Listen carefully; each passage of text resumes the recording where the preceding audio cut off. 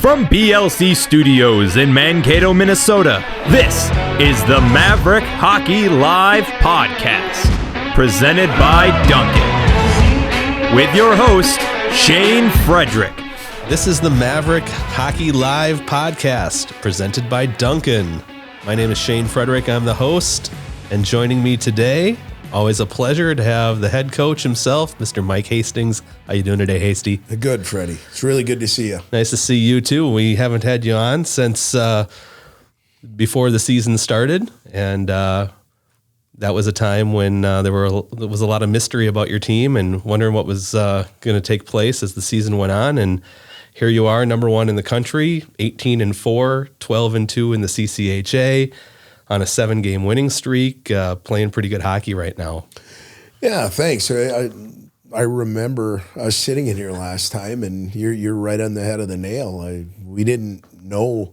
Coaches don't know. We always figure the worst. I think that's just the pessimistic makeup of a coach. Is if things are going well, there's some rain coming soon, and you don't know until you go out and play. And I can even tell you, walking out the runway when we went to UMass, and I'm looking out, and for the first time in over a year, looking out and seeing 9,000 fans in the stands and wondering what we were going to get. And you know what? Dryden McKay did a great job. The guys came out, and we were fortunate to get a power play early, and Reggie Lutz scores. And so we get off to a good start, and you're wondering, can we hold on to this? And then the next night we're down by 3, Right. And you're like, okay, here's the other side of the coin. And Nathan Smith dialed it up a little bit, and the guys followed and found a way to get off to a good start. And so here we're at now. But it's been a journey, and we closed the book in the first half,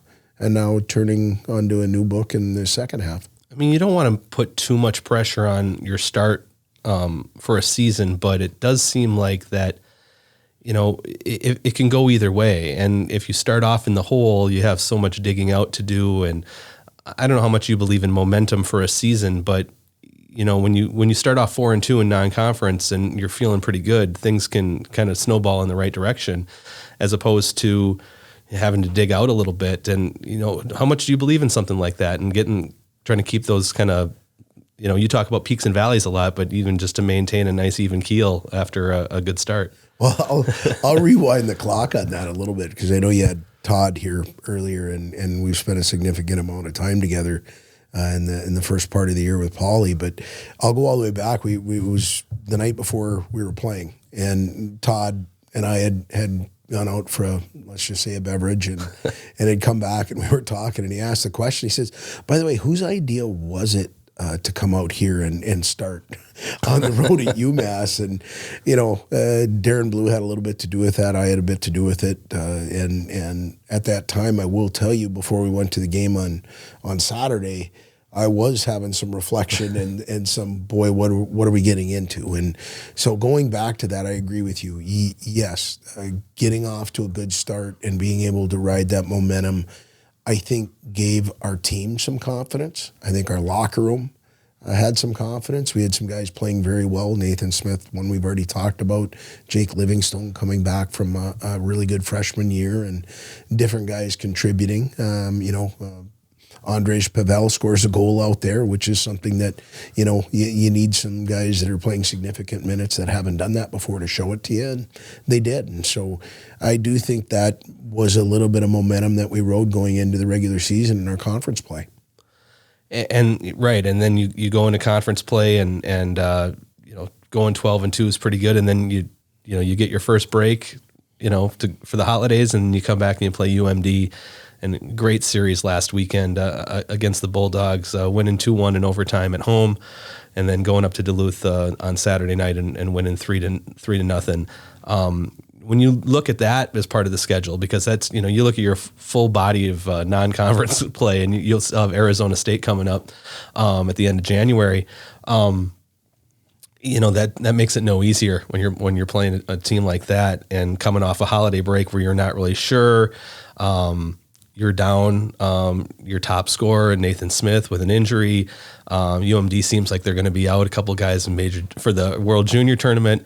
they get them back. I was hoping we could delay that. In fact. At least by one day, right? Well, you know what, and so both my assistants are up in the Twin Cities, and they're watching games, and you know, the Duluth staff's up there, and I didn't have the courage to call Scotty Sandlin and ask him if those guys were coming back. But if I know Scotty and I know the guys, we had talked to some people at USA Hockey just to find out what was going on with the whole World Junior Tournament. And so then when it got canceled, I did get a little selfish and was thinking about our club on Duluth not getting those guys back, because they're both very, very good players, and they did get them back. And fortunate for us, we were able to make one more play than Duluth on Thursday. That was an outstanding game. Tremendous crowd for us, 5,100 without our students being in classes. I thought it was a great showing. And then going back up there, I thought we played a really good first period and a half and kind of hung on there at the end.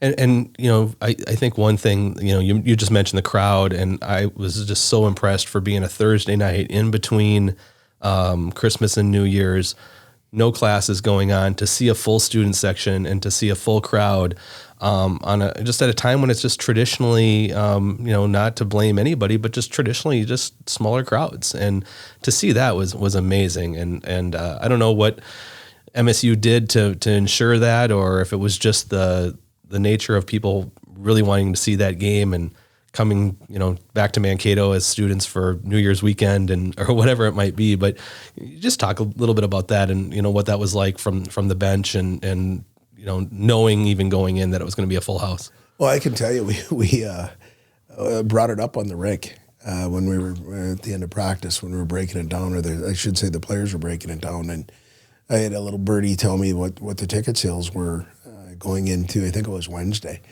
And you know what? Obviously it excites the coaching staff, but when you see the eyes on the other side, when you give them the information that, hey, I think the place is going to be sold out, they were excited about it. And you know what? Our community, our student body, really the southern part of Minnesota, because I've talked to some people that will drive a distance to come over and watch a game now in our building. They've made it a difficult place to play for the opponents. But the other thing I can tell you, whether it's talking to my wife, my kids that are back for Christmas and they're watching some games and bringing some friends, or just some people that we have in the community, they say it's an incredible time. They're enjoying themselves. And with what the university has done, our marketing people, you know, with the Cambria area down there, and there's been some different things that they're trying to do things differently. Right. And I think it's making for a more enjoyable experience for the people that take the time and spend the money to come into our building. And we're definitely enjoying it because they make a difference in our games. Just like, you know, it was shaking a little bit in there when we scored the overtime goal. So it's important that they're in our building. I have to ask you about that overtime goal. I'm sure you got asked about it right after the game, and I don't know how much replay you saw or how much of it you saw live as it happened, but just take us back a little bit, and you watch some skilled players make some skilled plays, starting with your goaltender, you know, Dryden McKay, who makes a really good save on a partial breakaway right before that, and then you know, the pass from Furry to Borchert knocks it down, scores with a defenseman diving in front of him. I mean, the whole play was such that I think everybody kind of looked at point A to B to C and just each time went, wow, wow, wow.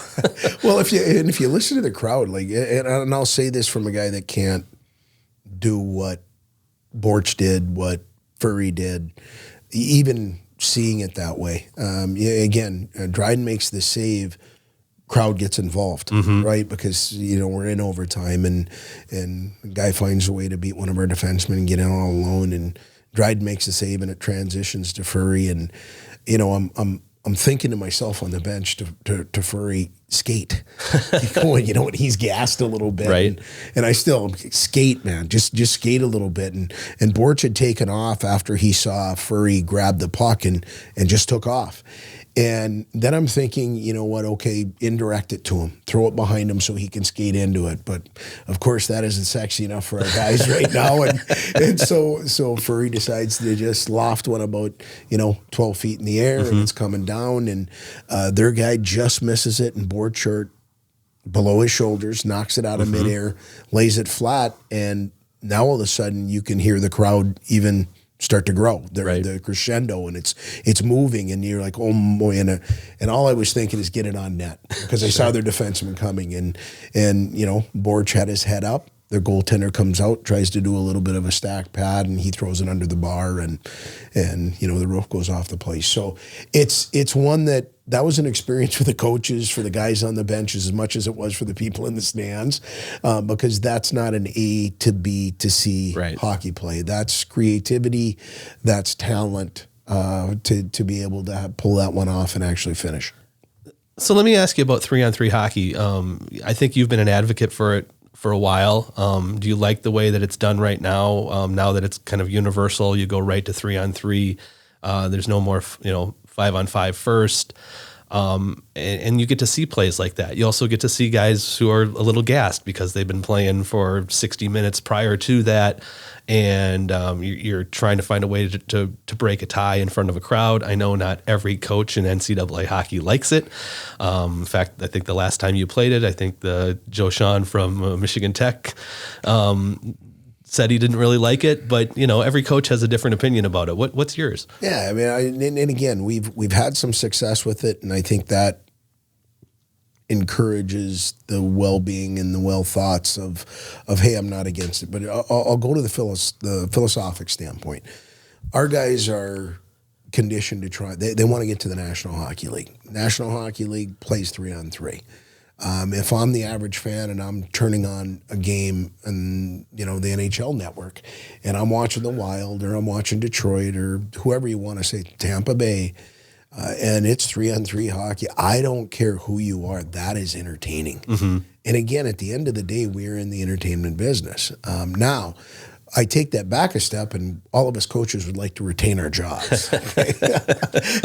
So that maybe be where we go first. But at the end of the day, we're trying to replicate the level that the guys are trying to get to. And the NHL plays 3-on-3. I think it's good for our fans. I will agree with Joe on one side. I don't think it's the same as 60 minutes 5-on-5. Right. And I don't think that win should count just like a 5-on-5, no overtime win. I don't see that being equitable. Right. And so in the pairwise, they've got it 55 for a win, 45 for a loss. The one thing I don't agree with is it goes as a win in your win-loss column, and it goes for a loss in your win-loss column. That I'm not a supporter of. Because, again, I don't think that's the same as going out and winning or losing a game in 60. You'd like to see an extra column in the standings, so to speak. And I would as a coach. Yeah. I understand as a fan when they look at it and they see 9 columns on overtime win, overtime loss, bonus point.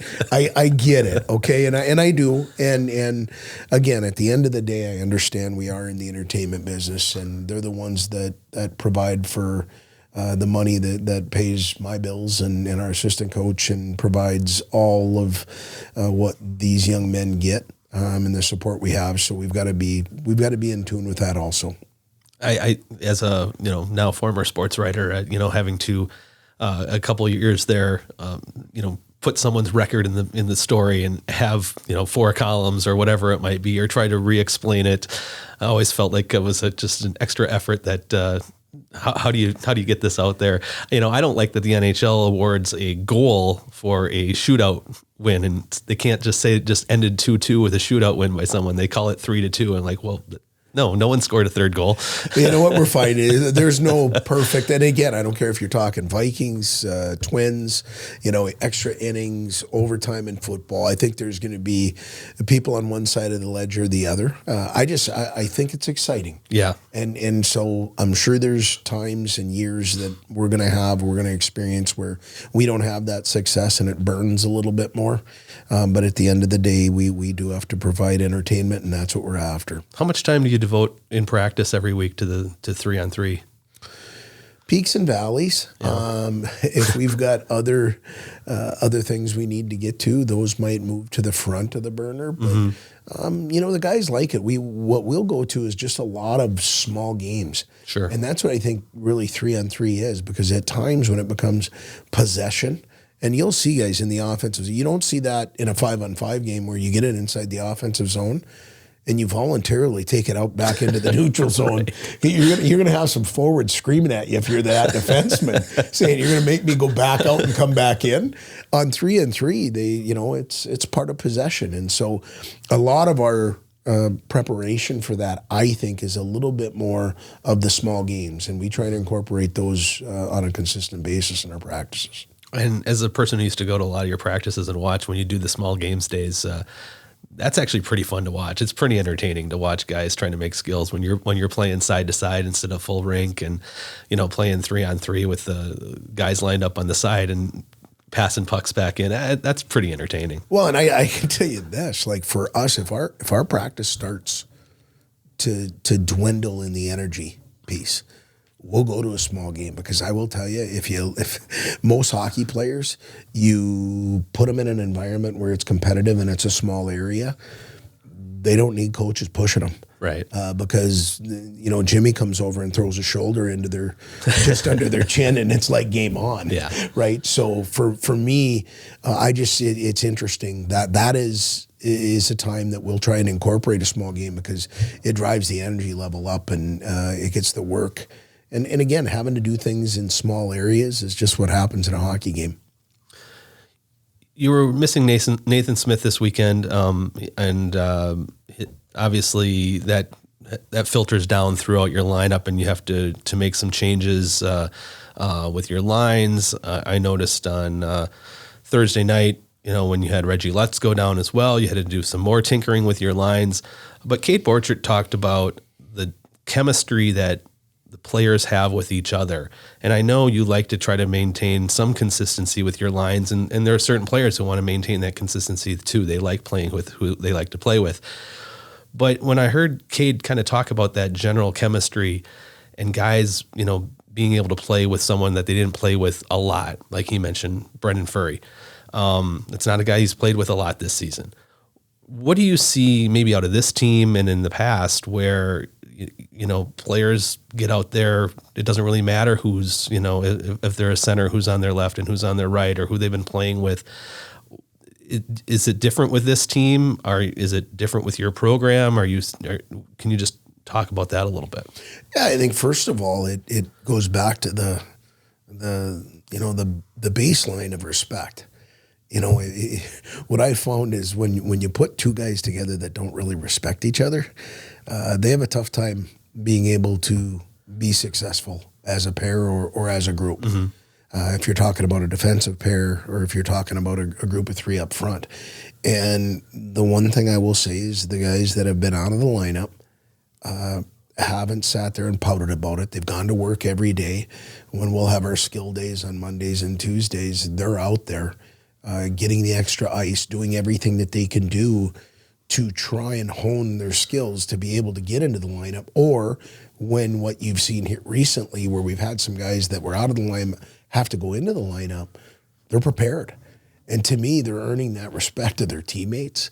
And that's something you hope as a coach, but I'm going to tell you, they got to do the heavy lifting. They've got to earn that respect of a guy like Cade Borchert, who has it a little easier when he comes walking in the door every day. If the world keeps spinning at the same rate that it is right now, and he goes out and works his tail off, he's going to be in the lineup. So there's not a lot of stress on him.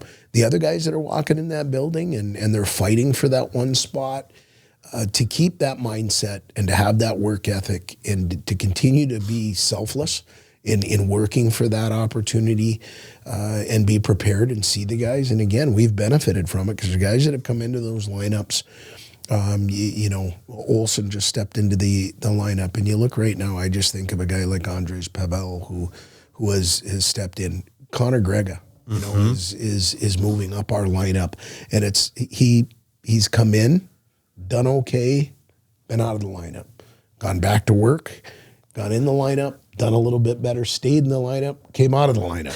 he keeps earning, I think, the respect of his teammates. So that to me, I'm very fortunate because our leadership group and the guys in that locker room have really done the job, I think, to earn the respect. When you mention a guy like Cade Borchard, who as a freshman was that guy, right? I mean, he was a guy who, and I've talked to him on the podcast about this, and it's got to be hard, as a coach, as a player. There's temptation about, okay, if I'm not in the lineup 30 games this year, maybe I go do something else, go somewhere else. It's a lot easier to do that now. So it ends up being a situation where, okay, how do you tell a guy to be patient? How do you motivate him to get into the lineup and stay in the lineup? And it worked out for him, and it worked out pretty quickly last year. All of a sudden, he becomes a really important player for you, where the year before it was just, who's 28? Yeah, I think, he exposed a weakness in me. He was our 13th forward going into that first weekend, and through his play, he moved right up the lineup, and at the end of the year, scores a game-tying goal in a regional to give us an opportunity to get to overtime. Right. And, it's some things that I've talked about, and we try to, everybody matters, because sometimes somebody just needs a little bit of a window of light or a crack of daylight. But that goes to Cade. Now, I wish I could say I know that if the transfer portal was what it is today, he would stick it out. I can't say that. Right. That's a question for Cade, and I don't know if he could even answer that, honestly, just because you don't know. I mean, here's the thing. These guys work so hard at what they're doing, as well as the classwork, doing the things that they need to do in the weight room. They just want to play. Yeah. And I understand that as a coach, and it's something that we try to stay in tune with every single weekend, because it's important, and the mental well-being and then be able to progress is something that we talk about every week. And it's got to be hard. You can't have a roster of 22 players either, right? I mean, you need to have more players, and you're just going to have some players who, either they have to wait a year to get that regular opportunity, or they have to, find a way to earn a spot and keep a spot in I'm sure for them in hope, where they hope no one gets hurt to get that opportunity. Well, and case in point, now you've been up in our hall.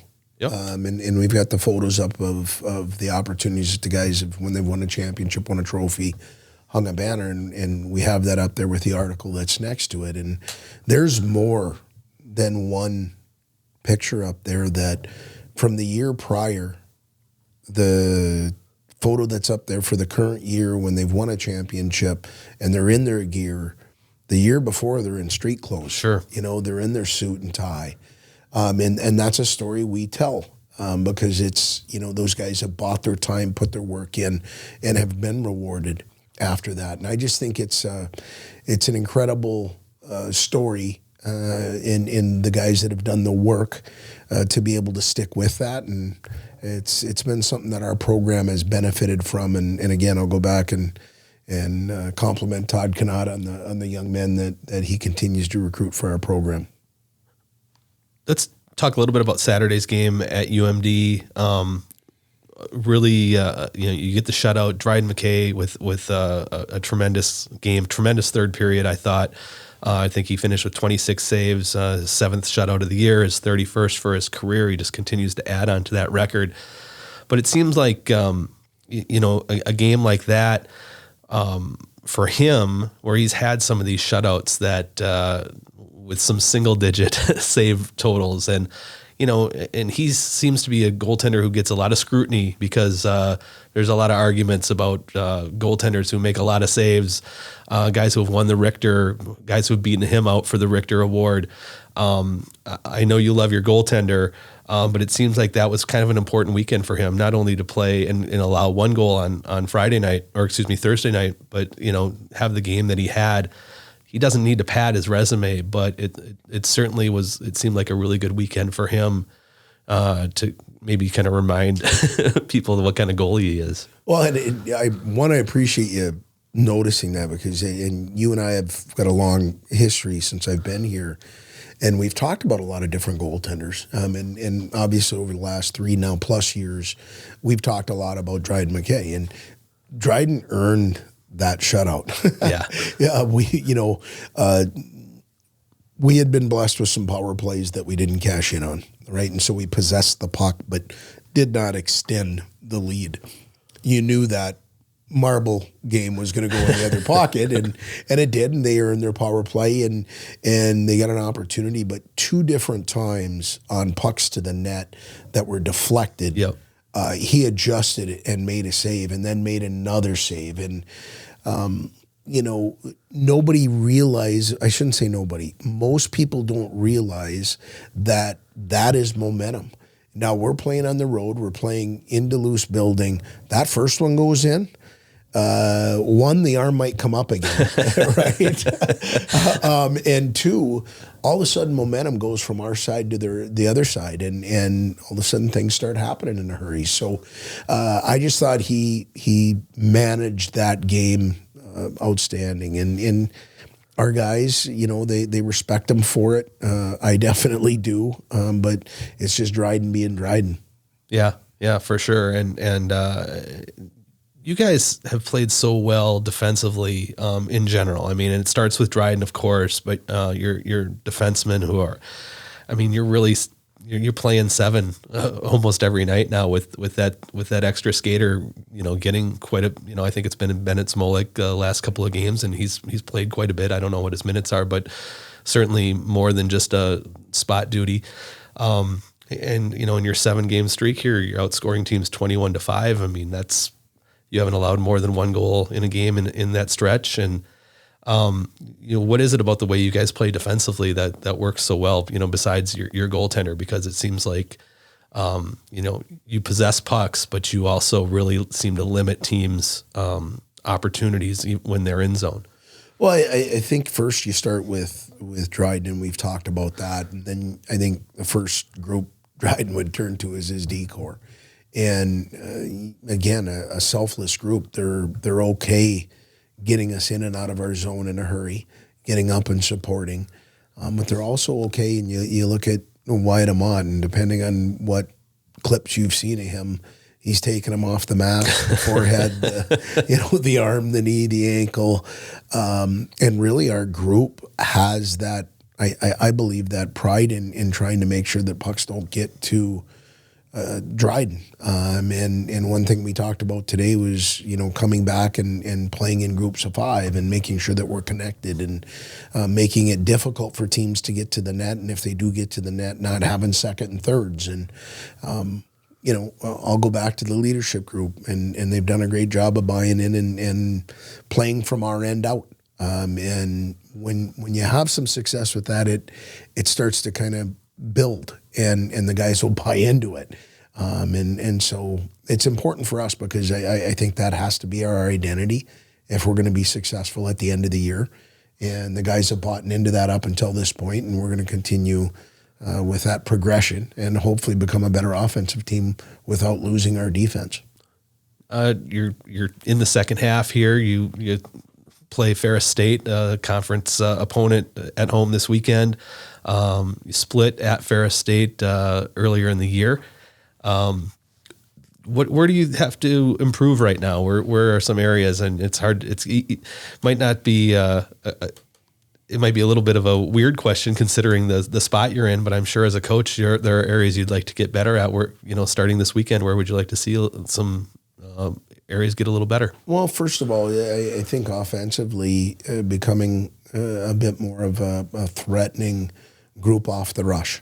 That's one thing that we're trying to work on this week, and trying to utilize our speed and pushing defensemen back and playing with some pace while possession and being able to make a play. That's probably the first. The second is our power play has to become more dangerous. We've got to become a little bit more of a shot first mentality. I think we've got some prettiness to us at times where we'll play on the outside and teams are just, goaltenders are too good and teams are too committed to defending when they're killing a penalty. If you don't get inside them, you're not going to score a goal. And we struggled with that as of late. So those are two things for me that I think we've got to address right away, and then continue to get better at some of the things that we've already talked about throughout the year. And we've done a better job of staying out of the box, knock on wood. Our discipline's been getting better. And as you turn the page into the second half, that's something that you want to make sure you stay on, because it's something you get to control. Where would you like to see some? You talked about that scoring. I mean, you may be starting to see a little of the depth emerge. Obviously, you mentioned Connor Grega. You mentioned Pavel. You're starting to see a little bit more of that.